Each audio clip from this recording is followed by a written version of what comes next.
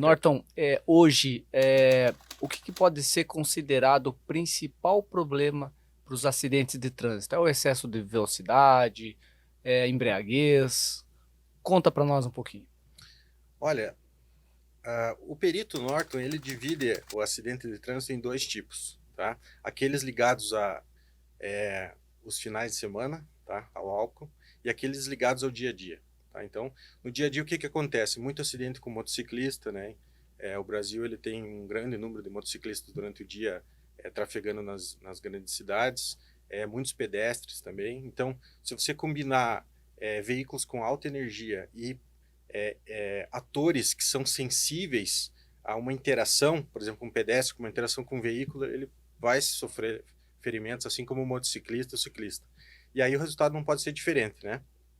Você vai ter problemas e esses problemas muitas vezes acabam sendo passados para nós. E tem os acidentes do fim de semana, então o pessoal abusa da bebida alcoólica, fica com as suas condições psíquicas e motoras prejudicadas, acredita que não vai... acredito que todo mundo que bebe e dirige não pensa que vai sofrer um acidente, né? Fica até mais corajoso e no fim não tem como fugir disso, né? A estatística mostra, os dados mostram, o dia a dia mostra que quem bebe e dirige eleva muito o risco de se envolver num acidente e que esse acidente seja muito grave, né? A gente pode pensar de uma maneira geral o acidente de trânsito como um quebra-cabeça, tá? E você chega ali, as peças estão todas embaralhadas, algumas até faltando, e você tem que montar esse quebra-cabeça com o que você está vendo ali. Tá? O acidente de trânsito ele tem um pouquinho uma característica diferente do local de crime, porque, em geral, todas as peças estão ali. E o perito tem que ser capaz de identificar, interpretar, excluir aquelas que não têm a ver com o fato, reunir todas aquelas outras que tem e montar esse quebra-cabeça. Tá? Então, a parte das fotografias é um mero detalhe. Ele é simplesmente a documentação do que o perito já está identificando e interpretando como importante para o seu local. Tá?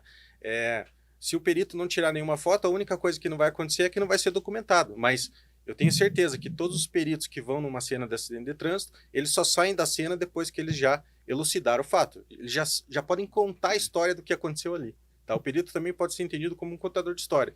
Eu tenho que chegar, reunir as informações daquela história e contar para o advogado, para o delegado de polícia, para o promotor de justiça e para o juiz de direito o que aconteceu ali para que eles possam tomar as medidas jurídicas cabíveis. Em quais tipos de acidente o teu trabalho é solicitado?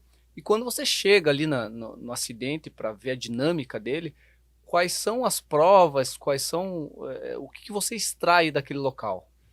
Em relação aos tipos de acidentes que a gente atende, basicamente são aqueles acidentes que resultam em óbito no local. Tá?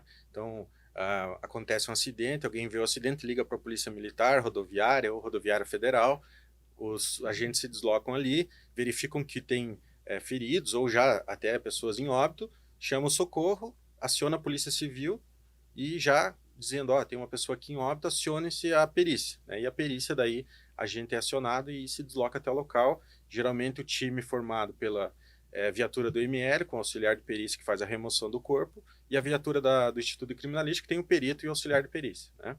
Chegando no local, assim, um roteiro básico, né? A gente se identifica para as autoridades, se coloca à disposição para qualquer coisa, pergunta o que aconteceu, às vezes ele tem uma informação importante, tinha um terceiro veículo que se evadiu, por exemplo, né? Você começa já, vou procurar sinais desse veículo, ou aquele veículo tinha 5 pessoas, ou aquele outro lá, a gente fez o teste do bafômetro, ele apresentou ingestão de álcool, alguma coisa assim.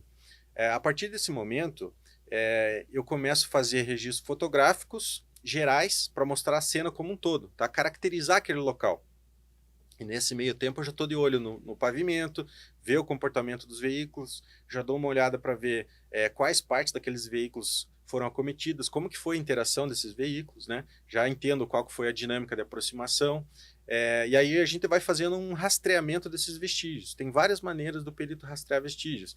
Tem por grade, então ele vai fazendo assim, depois assim no local, ou por círculo, ele vai de um ponto que ele acha que seria a colisão e vai fazendo um círculo assim, uma espiral, né? Por áreas, então ele pega uma determinada área, procura ali, depois vai para outra, procura, tá? Eu geralmente uso uma varredura contínua. Então eu venho de um sentido do veículo e venho fazendo a varredura. E depois se tem um outro veículo, por exemplo, do outro lado, numa colisão frontal, por exemplo, eu venho daquele outro sentido fazendo essa varredura. Ou num cruzamento eu venho no sentido dos veículos, né? E a gente vai já tirando fotos, sabendo, já vai identificando o que a gente vai ter que medir naquele local, né? Já vai fazendo um croquis ali à mão na prancheta, para a gente registrar essas informações, fazer a materialização daqueles vestígios. E nisso o perito já está montando a dinâmica, ele já está entendendo o que aconteceu. Então, às vezes, por exemplo, esses dias eu atendi um acidente em Araucária, estava ali conversando com o investigador e eu fazendo assim, falei, você já deu uma olhada no caminhão? O caminhão estava parado a 500 metros do local. Eu falei, as avarias dele são no canto frontal ali direito? Ele falou, exatamente, ali mesmo. Então eu já, com o que eu tinha visto ali no local, eu já estava sabendo mais ou menos. Já entendeu. Já tinha entendido o que eu esperava de ver lá naquele caminhão. Se ele me fala assim, não é do outro lado. Aí eu já ia pensar, opa, a minha dinâmica aqui preliminar que eu cheguei, ela não está correta. Então, deixa eu rever aqui as minhas informações. Tu tem locais em que acidentes não tem testemunha, então a versão final é da perícia, não de um motorista nem de outro. A perícia que vai avaliar o que aconteceu. Olha, a não ser que o exame pericial seja falho, o que vai valer, por fim, é a versão pericial. Pode ter 100 testemunhas. Se as 100 testemunhas falarem uma coisa e o exame pericial falar outra, e for robusto, você pode ter certeza que a justiça vai no exame pericial, tá? A prova material, ela é muito, muito forte, tá? Não vou dizer incontestável, mas ela é robusta, tá? Já a prova testemunhal, ela já tem uma fraqueza inerente, tá? Então, dependendo da situação, existe interesse, né? Não, e tem uma coisa, se nós três a gente presenciar um acidente, você vai contar de um jeito, ele vai contar de outro, eu vou contar de outro. Cada um vê as coisas de uma maneira, tá? Então, nem sempre você tá vendo a realidade ali, né? A interpretação da tua mente não o é... ângulo que você está... Exatamente, tem vários fatores que influenciam nessa parte testemunhal, tá? E na parte técnica, se vários peritos fazerem o mesmo local, eles têm que chegar no mesmo resultado, tá? É um trabalho técnico, ele independe do examinador. O examinador é treinado, ele vai fazer o exame e o resultado tem que ser o mesmo, independente de quem está fazendo o exame, entendeu? Então tem essa característica. A prova técnica, ela tem essa característica imutável, tá? Ela não pode mudar de perito para perito. Quantas encostadinhas que acontecem entre carros que a gente nem fica sabendo? As pessoas, só uma sua porta ali, arruma o teu que arruma o meu. Agora o pedestre não. Quando ele é atropelado, cara, é no mínimo lesões moderadas. Dificilmente tem lesões leves e geralmente as lesões são graves. Então, tem mobilização de ambulância, às vezes de perícia, e a gente fica sabendo, assim como os motociclistas. Não tem, assim, o número de acidentes com que tem baixa letalidade, ou que as lesões são menores, né, são mais brandas, é pouco. Geralmente o cara já se machuca bastante, o condutor já se machuca bastante, ou seja colidindo, seja uma queda, seja um choque contra um obstáculo. Então a gente fica sabendo mais, que é mais noticiado, as autoridades tomam nota disso. Então você vai olhar as estatísticas, você tem número 1, acidente com motocicleta, número 2, acidente com pedestre, né? Porque eles são os atores mais frágeis e geralmente geram um acidente que entra para a estatística, entendeu? Não quer dizer que não tenha bastante acidente de automóvel, mas que devido à segurança veicular e a velocidade com que se precisa para causar lesões que levem a um atendimento ou de uma ambulância ou de uma autoridade de trânsito ou da polícia, a velocidade geralmente é maior, né? A velocidade de aproximação, as desacelerações. Já pedestre, motocicleta, qualquer coisa já gera uma lesão grave, né? Até sempre que eu posso, eu recomendo que as pessoas, se puderem trocar a moto pelo carro, troque, tá? Eu diria até mais, troca pelo transporte público. Tá? Eu sei que é difícil, e que muita gente não tem escolha, mas acidente de moto... eu estava ontem, entrei no plantão, tinha um rapaz lá na Polícia Científica que trabalha lá com o olho machucado, perguntei o que era o acidente de moto, sabe? Então, às vezes, geram lesões que a pessoa vai levar para a vida inteira, traumas, né? E isso quando não causa morte, né? Então, complicado. Eu fiz essa pergunta porque eu tenho um exemplo. Esses dias atrás eu fui fazer um trabalho na Rua 15, e uma menina, 16, 17 anos, estava com o celular andando e tal, e quando eu vi, ela estava do meu lado, eu estava parado esperando o sinal fechar, ela ia atravessando e escrevendo a mensagem. Eu cutuquei no braço, até se assustou, assim, ela viu que estava na rua e voltou.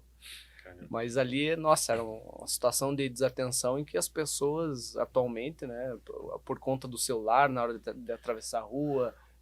É uma coisa, Frank, que é fato, cara, as pessoas que usam fone de ouvido, headset, na rua, perde muita percepção do que está acontecendo à sua volta, principalmente de trânsito. É só ver a pessoa que está usando um headset e está caminhando, ela perde muita percepção do que está acontecendo em volta. Então, é uma vítima potencial. É uma vítima potencial, aumenta muito. Inclusive, uma conhecida minha, ela foi atropelada por um verticulado, ela estava com o celular headset. E até já vi, inclusive motociclista ali, de aplicativo ali, não sei se colocando endereço ou coisa assim, ali e tal, na moto. Falei, cara, como o cara consegue, né? A gente que dirige bastante, a gente já percebe que a pessoa está ou no celular, alguma coisa parecida, com um comportamento anormal no trânsito, né? Não tem nada, a pessoa está freando ou está indo devagarinho para outra faixa, de repente puxa o volante, você passa, olha, a pessoa estava no celular, né? Tem que tomar muito cuidado. O número de acidentes tem aumentado muito por essa questão de distração, né? E é o smartphone, né, que tem gerado isso. Em vários países tem se feito campanhas extremamente severas para tentar diminuir esse número de acidentes, de uma coisa de um risco que a própria pessoa cria ali, de forma até inocente, né? Ela não percebe que ela está se sujeitando a um risco tão grande. Em relação aos Estados Unidos, Brasil, tem muita diferença do trabalho que está sendo feito lá para o trabalho que você faz aqui? Porque lá as perícias, o Theo Jer comentou, são muito demoradas, né? Até em trânsito, eu já acompanhei algumas lives assim que demoram horas e horas e horas para fazer uma perícia de trânsito. Qual que é a diferença de lá para cá, assim, em questão? Eles têm mais tempo e dinheiro para ser investido numa cena de crime, tá? Seja de trânsito ou um crime comum. E em relação a trânsito, os Estados Unidos em particular, ele não acontece menos acidentes que o Brasil, tá? Mas eles têm mais pessoal, mais tecnologia. Então eles aplicam todas as maneiras possíveis para levantar as informações que eles precisam. Às vezes, informações que eles vão levantar 2, 3, 4, 5 vezes, só que com equipamentos diferentes. Então o cara vai lá, sobe o drone, passa o drone. Aí vem o outro com o scanner 3D. Aí vem o outro fazendo as medições. E eles combinam tudo isso. Aí vem outro com o equipamento para fazer a leitura das memórias EDR. Faz a leitura de cada veículo. E eles reúnem tudo isso e botam ainda num simulador para fazer o cruzamento de todas as informações para ver se aquela dinâmica que eles chegaram é possível. Então eles têm muito mais ferramentas que nós. A maioria das ferramentas eles mesmos desenvolveram, né? E por isso que essa chegada no Brasil é um pouco mais lenta, né? Até por questão burocrática e tal. Então, esse é o principal diferencial deles, tá? Agora, assim, em termos humanos, de conhecimento, eu acredito que a gente está, assim, junto, não ficamos para trás, sabe? Eu participei de cursos e não senti, assim, nossa, o nível deles é muito mais alto, sabe? Claro, tem coisas que eles sabem que a gente não sabe, mas se você fizer um curso, você aprende, tá? Então, não tem, assim, um brilhantismo, simplesmente outra coisa que eles fazem muito que a gente não tem no Brasil é pesquisa. Eu fui lá nesse evento, eles fizeram 23 crash tests. O crash test ele é feito para você fazer pesquisa de acidente de trânsito. Então, a maioria dos métodos que a gente utiliza para elucidar acidentes, para fazer a reconstrução, os cálculos, vem dos Estados Unidos, da Europa, da Ásia, onde eles têm mais dinheiro, eles investem em pesquisa, entendeu? Então a gente tem que meio que pegar pronto, né? A gente não consegue. Eu estou tentando, junto com um colega do Rio Grande do Sul, Wilson Torezan, produzir esses crash tests aqui em Curitiba para a gente fazer estudos, principalmente com motocicletas e pedestres, tá? Que são o maior número de acidentes. Acredito que em breve aí a gente vai lançar algum curso com crash test assim, tá? Presencial, mostrando a colisão e tal, tudo de maneira controlada e segura, né? Para que a gente possa entender como é que, por exemplo, uma Honda CG se comporta num acidente ao invés de uma Harley Davidson, que eles fazem acidentes com Harley. Eles não têm Honda CG lá, então a gente tem Honda CG aqui, a gente precisa entender como é que a deformação do garfo da Honda CG em função da velocidade, por exemplo, entendeu? Então necessita dessa aplicação de investimento para fazer pesquisa.